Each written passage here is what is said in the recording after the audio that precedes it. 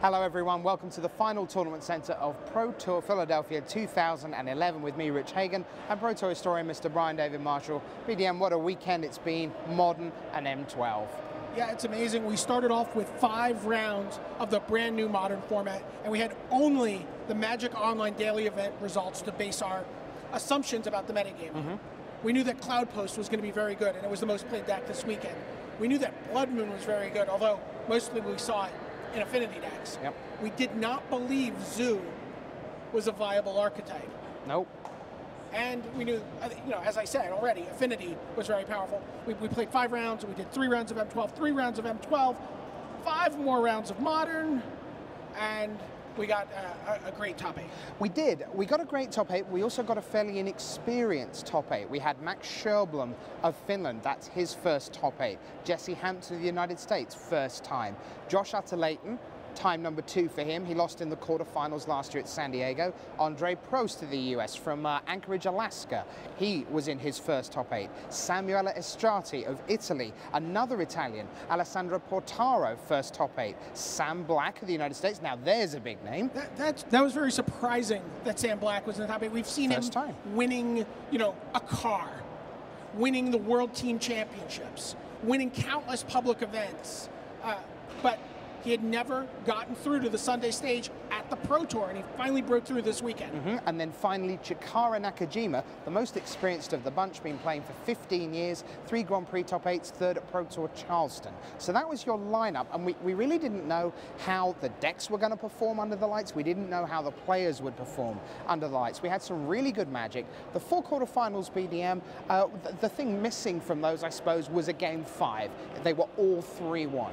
Yeah, absolutely. We saw everybody sort of perform somewhat to expectations based on how the matchups were going to play out. Someone got a game, but it was very, very quick, very tidy, and then we were on to the semifinals where things got a little bit messier. Yeah, things were very exciting. We saw Samuele Estratti advance, one of the Italians to make it through. He took on Chikara Nakajima playing Affinity, and that again was a 3-1, and Estratti made it through into the final with his Splinter Twin deck. The other semi-final was a screamer. Sam Black playing Mono Blue Poison up against Josh Utter-Layton with his, well, you talk about it, BDM, this counter cat deck. Sure. The Channel Fireball crew, these are the same people that brought you the the Treehouse stack. They brought you Cawblade, Sorry. They've been breaking Pro Tour formats for the last couple of years, and they sat down and like, okay, let's look at this Cloud Push deck. Let's look at this Pyromancer Swath deck. Let's look at this other combo deck. And they said, that's what this format's about. This format's going to be about combo.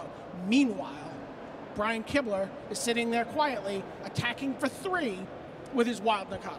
He's like, guys, I really think Wild Nakatl is very good. And so, he kept tweaking it. Bant Charm in the main deck, something that we saw in the old extended decks, led to Flash Freeze out of the sideboard, and suddenly, once you got to games 2 and 3, Zoo was looking like a pretty good choice. We saw lots of the Channel Fireball guys do very, very well with the deck. And you say games 2 and 3, but on Sunday, that's games 4 and 5. Now, Josh was 2-0 down to Sam Black. Yeah, Josh Utter-Layton was playing the counter cat deck. Yeah, and he makes it back to 2-1. He makes it to 2-2. And in game 5, incredible tension, because we all knew at home that Josh had nothing. He was empty. He just had some lands, and Sam had a window to kill him. Turn after turn, and Sam was digging like something out of The Great Escape. He was peering, pondering, preordaining. Yeah. And it was just, he's like, he said, I looked at half my deck. I'm like, oh, where is it? And it wasn't there. And in the end, the Cats prevailed and made it into the final. So then we had Samuele Estratti against Josh Utter-Layton, and the feeling there, again, was that having beaten Sam, Josh was in pole position, right?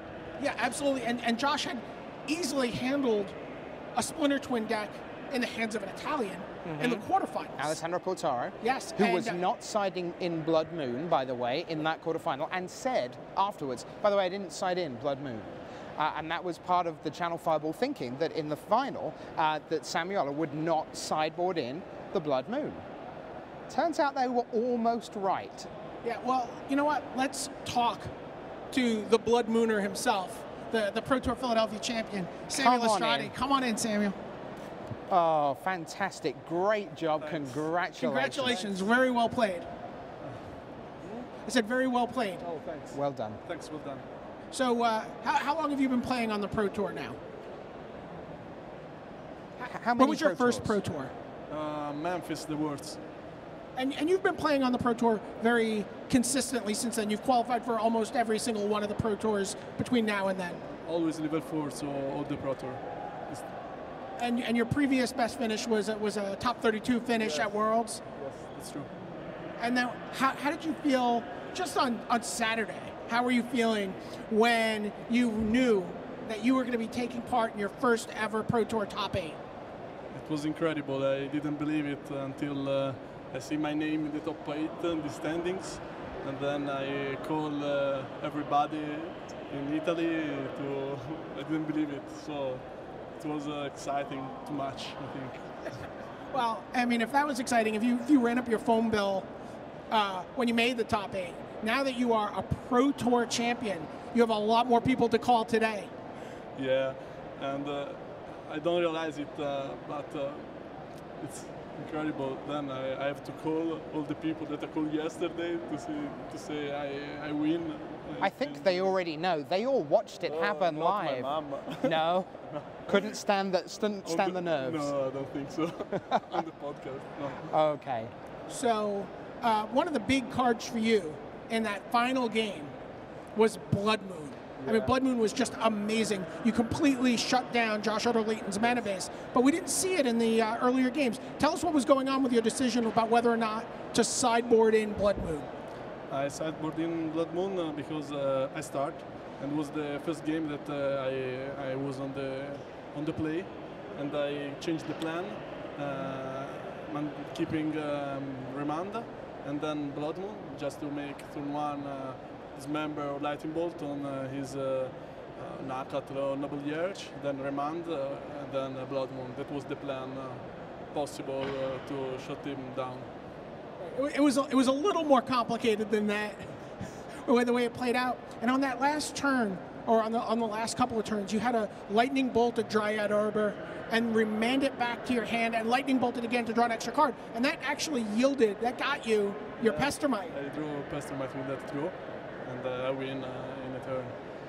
With I hope a Pestermite or a Kite, just to make sure that I win, because 4 copies of Lightning Bolt will be fatal to me.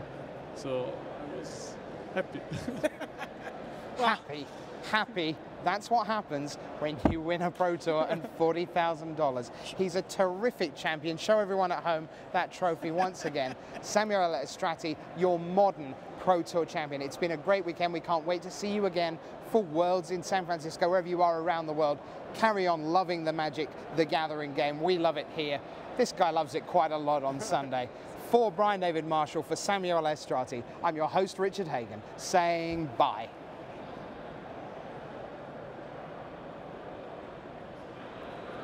So good, so good. You were great. You were great.